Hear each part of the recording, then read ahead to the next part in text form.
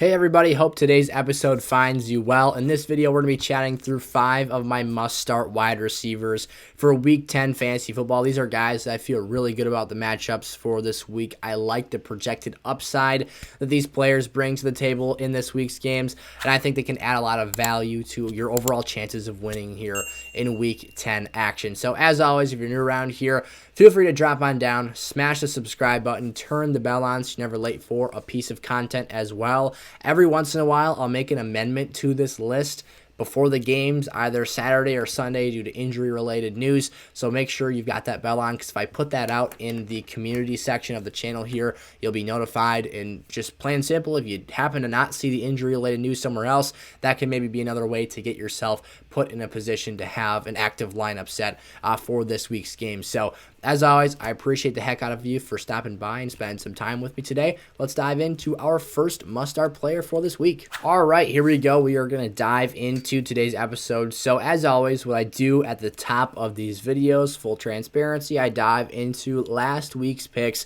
break down where we went right, break down where we were not right, and of course, where that leaves us for this week's game. So thankfully, we did well in our other picks for the week, but the wide receiver position absolutely annihilated me in Week 9. We went technically 1 of 4 based on our principles of players getting early injuries in games here, but full on, I'll take it in the teeth this week because our picks last week were atrocious in terms of picking high upside pieces to contribute to lineups. So our one hit of the week was Josh Palmer, who we subbed in for Keenan Allen late after hearing that he was likely to not play after re-aggravating his hamstring and not being able to go.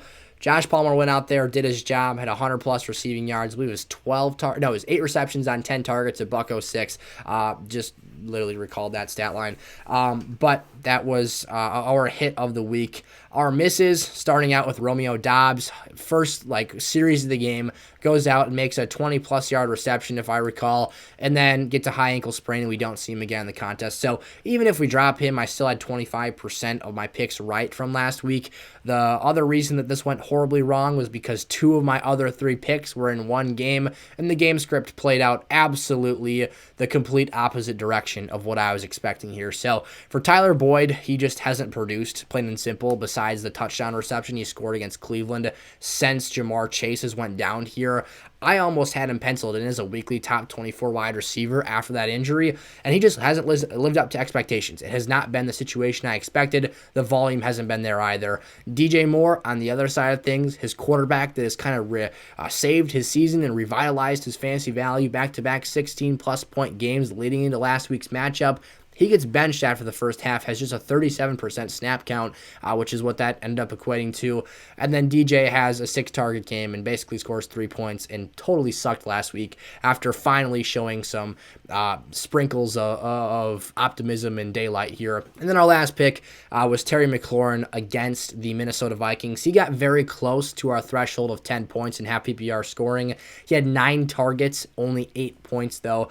Again, so he was just under. He had 8.1 points, so he was 1.9 points shy of the marker. But again, at 9 targets, you just expect him to pull one more of those passes down, and he probably ends up equating that into a respectable game. But you know, it could have been closer than it was. That one Carolina-Cincinnati game really screwed with us here. But we're back at the plate here, swinging again for Week 10. So I'm going to kick it off with Allen Lazard today, taking on the Dallas Cowboys. So technically, if you want to insert Allen Lazard, who I did not expect to play at the time of recording last week's episode, maybe I could have went 2 for 4 there. 50% doesn't sound quite as bad as 25%. But again, at the end of the day, not making excuses here. We did have a pretty poor week last week. So Allen Lazard against the Dallas Cowboys with Romeo Doubs out of the lineup. They need Allen Lazard, and they are truly 100% dependent on Allen Lazard now more than ever. It's alpha time, baby. If he wasn't the alpha throughout the majority of the season, which, if we're being honest, he probably was, Romeo had some flashes, but the most consistent piece when healthy has been Allen Lazard this season. He is 100% the guy from here on out moving forward. They just don't have other options that can really contribute in the passing game on a consistent level. Between Samori Toure and Sammy Watkins, there's some potential for plays there. Toure's made plays in back-to-back games, but then also had the blunder that almost fumbled the game away, but then the Packers couldn't convert in the red zone. If you watch the game, you know what I'm talking about. And then Sammy Watkins, a guy whose release packages, if you're watching the game this season, look phenomenal, but then the second you watch him run his route, he's just cooked out there. So it's Allen Lazard or bust here for this passing game. Sure, we'll see some Robert Tonyan in there as well, but he's not too consistent. They've got Allen Lazard and Aaron Jones, and that's about it to work with on the offensive side of the ball. So I'm expecting between 8 and 10 targets, basically automatically every single week here going forward. Dallas is a matchup as well that has allowed more points to opposing fantasy receivers than they have been averaging heading into that contest throughout the course of the season. So, for example, if Allen Lazard, and I apologize, I didn't record what his average point production is this season, but let's say, for the sake of argument, his average is our threshold here, 10 points in half PPR scoring. If Allen Lazard averages 10 points, the Cowboys are allowing him to exceed that in matchups against opposing fantasy receivers coming into their matchup against Dallas. So this is also a situation, Green Bay, a negative game script is to be expected here. They're 5-point underdogs at their home turf in Lambeau Field. So critical numbers to take a look at there as well. Packers will probably be passing late in this game. Chances are Aaron Rodgers will just get annihilated by Micah Parsons because their offensive line can't block anything. But you will see that there should be a lot of opportunities throughout this contest for Lazard to step up to the plate and probably be a top 24 wide receiver this week. I'd be shocked to see him finish anywhere lower than the wide receiver 30 position, which of course is well within wide receiver 3 territory for 10-man leagues. Juju Smith-Schuster here, the Kansas City Chief wide receiver that could. He is coming out here and balling this past week. He's had flashes throughout the last actually 3 games he's played this year, but I really think there was something significant about the game he played on Sunday Night Football against the Tennessee Titans. Yes, Pat Mahomes threw the ball 68 times. I'm not expecting that to happen again here, but I really felt that he took that step up and asserted himself as the 2 option in this offense behind Travis Kelce. Now, we've all had him penciled in there on paper as that throughout this season, but he really went out there and grabbed it in this game, and it's really corny, and it almost doesn't make sense, but the reports and what these 2 players, being him and Patrick Mahomes, have talked their way through here is that they literally developed chemistry playing video games. I believe it was Call of Duty to be specific. That's how they basically found their rhythm and got on the same page, is the reports I'm hearing. And it showed. Again, he's been the safety blanket. He was checking balls down to him and letting him run after the catch. He's a big physical receiver that's making nice plays after the catch. And he finally looked a little bit twitchy and a little bit explosive. This is not Tyreek Hill. Not what I'm saying. He's probably one of the least explosive receivers in this Chiefs offense. Actually, I would argue Marquez Valdez-Scantling, Kadarius Toney, and Mecole Hardman are all more explosive than Juju is here. But I really liked the role he played. And at the end of the day, that's what we're looking towards here. He had a season-high 12 targets, a team-high 12 targets as well. In terms of, him being on the Chiefs, that's his high. And then, like I said, he looks like the alternative to Kelce. So this week, they have the Jacksonville Jaguars. I expect Juju to be a top 24 play going forward this season, which is where we have him categorized for this week. Christian Kirk, on the other side of this matchup, this could come back to burn me just like the Tyler Boyd, DJ Moore situation in the Carolina-Cincinnati game did last week. But I fully believe that as 9.5-point underdogs at Arrowhead Stadium, excuse me, this is not at Arrowhead, this is a home game for the Jacksonville Jaguars. I fully believe that at 9.5-point underdogs at home, this team is going to have a negative game script late, meaning they're going to have to pass the ball to get back in the game, to catch up, to score points late, and to salvage the opportunity to win this football game. Christian Kirk is still this team's number 1 receiver. He's had a bounce-back game here in Week 9. He has 26 targets in the last 3 weeks collectively. That's just below 9 targets per game. And again, that game script is for the taking. Vegas is telling you Kansas City is a significantly better team, and you should expect them to take grasp and control of this game in the first 2 to 3 quarters and have this Jaguars team reeling late and having to throw the football. So as the number 1 option in this offense, as a top target for Trevor Lawrence, I like this. I have confidence in it. And again, Week 9, he bounced back, had 17 points against the Raiders secondary, which has allowed some juicy games to opposing receivers. So Christian Kirk there. Josh Palmer here. Bad news for Keenan Allen owners. Once again, no practice for Keenan. What does that mean? Only good things for Josh Palmer heading into this matchup. Now, this is not a cake matchup. This is a game where The San Francisco defense tends to allow receivers to reach close to their average point production throughout the season to this point. However, in this matchup, you do still expect Josh Palmer to exceed that number because the opportunity should exceed what it has been in other points of the season to this point in the year. So think about it this way. Palmer's the wide receiver 3 coming into the year. It's Mike Williams. It's Keenan Allen. We're expecting neither of those guys to be in the matchup. Now, Brandon Staley did classify Keenan Allen as day-to-day still. Tomorrow, the day I'm posting this video is Thursday. I'm recording this late Wednesday evening, so you're going to have an opportunity to get that Thursday game report in. Go look it up. Sleeper Fantasy's got a great, basically, news. They use RotoWire to basically plug in all the pertinent information for players into their fantasy profile on the app.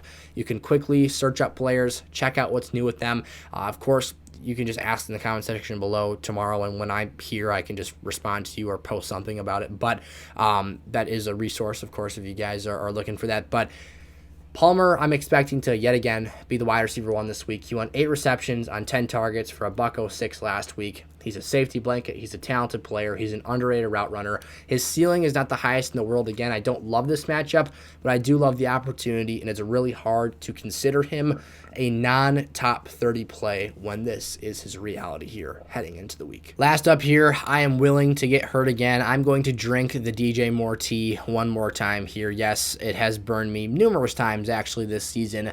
However, I do think that there is one important factor that might be getting slightly overlooked for this game. So we all know that Baker Mayfield has been an absolute toxicity bombshell for DJ Moore's fantasy stock when in the lineup this year. However, PJ Walker is this team's starter for Week 10. So they give him the job back here. That's the key thing that moves the needle for me, to put DJ Moore in a situation and in a position similar to what he had in Week 8 when they matched up just very recently here to do similar things. Now, do I think that DJ will have nearly the same ceiling he had in that game? No. One of his, a lot of his production came off of a deep Hail Mary-esque touchdown reception. What was it, like literally 60 yards, I want to say, down the field against Atlanta. But this is a very weak secondary. This is a team that has a lot of opportunity to get burned downfield. And I think that for DJ Moore, this talented of a receiver, a guy who has seen 7 or more targets in every game since the Los Angeles Rams game when PJ Walker took over as the team's starting quarterback, there is opportunity and potential for points here to be had. I have DJ Moore as a top 24 wide receiver for this week. I'm confident in what he can be for this game.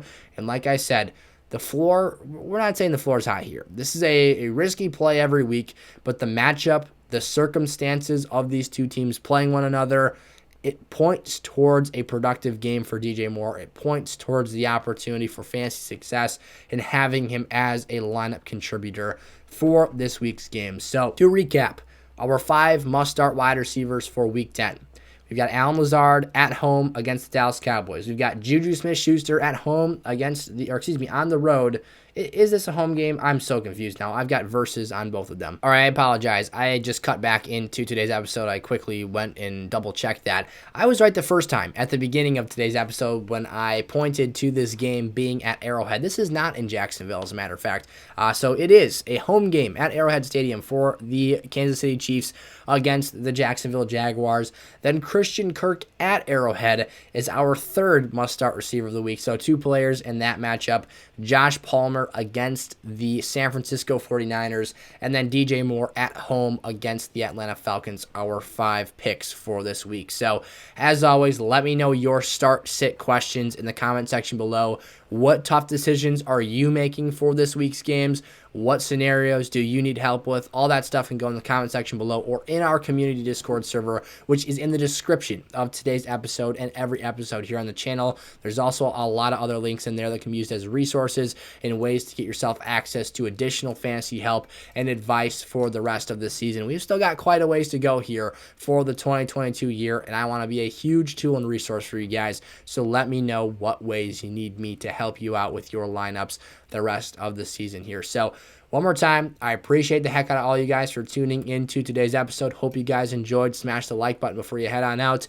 I have also, if you're not coming from the running backs episode, I have posted my must-start running backs for Week 10 fantasy football on the channel in our Week 10 playlist. So go check that video out. And of course, same deal there. Let me know your questions, your comments, concerns, all that great stuff, and I'll see you there. Peace out.